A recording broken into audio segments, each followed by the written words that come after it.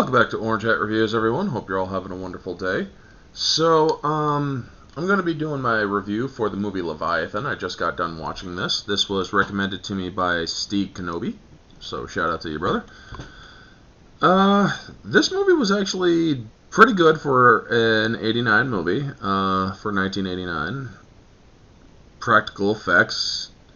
You don't do, or not very digital yet. And I thought that this movie actually did pretty good with what the story was. Basically, a mutating monster that was found in a derelict, sunken Russian ship.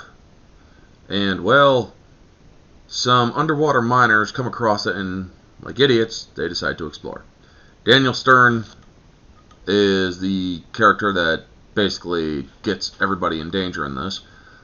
This movie has a great cast. Friggin' Peter Weller, Richard Crenna, Amanda Pays, Daniel Stern, Ernie Hudson, Michael Carmine, the other two, or three, Lisa Eilbacher and Hector Elizondo and Meg Foster.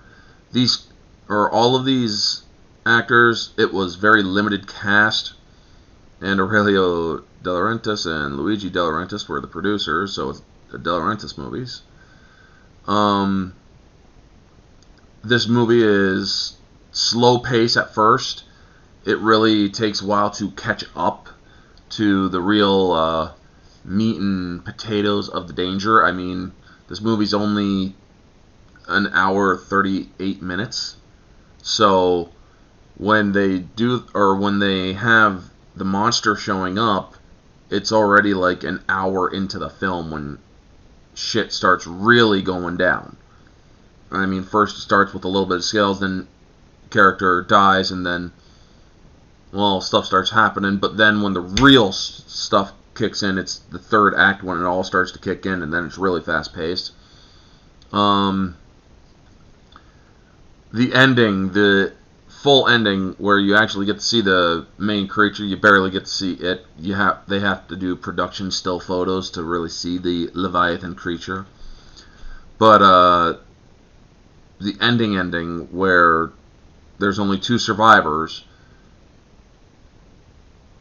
it's like, yeah, I would have had, 3 survivors I wish there had been 3 survivors where they could have, because Ernie Hudson, who played Justin Jones, he dies at the last minute, and it's like, come on, man, really? I mean, I understand a lot of people's gripes about black people dying in horror movies and stuff, and it's like, it doesn't always happen, but there are way too many instances where it did, and I fully admit that. But here's the thing, he went out saving the others. So he's a hero too, and I absolutely love this movie because Meg Foster plays she's like the face of like a Weyland-Yutani-ish kind of crew called Oceanic, and she ends up after she gets the communiques from Richard Crenna, who was the doc, about genetically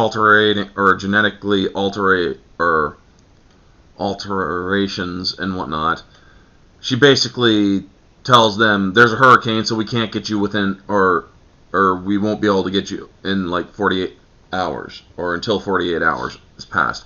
Well, when they try searching through her bullshit, that doesn't work because they couldn't access the weather to confirm whether a hurricane is up there.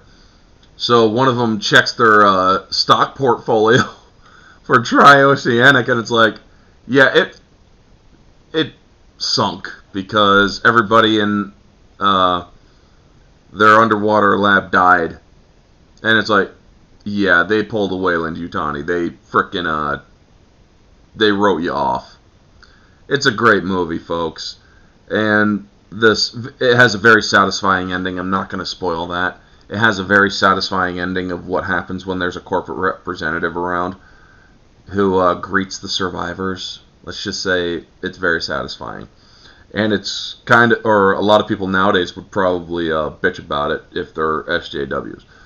But objectively speaking, this movie is about an 8. It's an 8 because it has great effects. However, there are cuts around the creature that are very limited, that you can't really see very well because the restrictions of space in the area, enclosed areas. So cinematography does take a major hit in this, and that really does harm a movie. Cinematography is very important because it's the filming of the film. It's what the camera is showing you. But other than that, it has a good horror story. It's a interesting story, well written. I enjoy it. It's a nice little movie that can take your mind off things. But yeah, anyway, folks, thank you so much for tuning in. Subjectively speaking, I would say that this movie's about same, an 8 out of 10. It's not super great, but it's good to take your mind off things. Moviegoer, where I don't break it down, I just go off of entertainment value. I watched it all the way through. I didn't get up to do anything about it. So yeah, this movie's a 9 to 10 out of 10. But yeah, that's going to be the video. Thank you so much for tuning in. You all are freaking amazing people. I'll see you all tonight on the Barroom Podcast on Society Reviews channel. This has been Orange Hat Reviews, folks. Stay humble.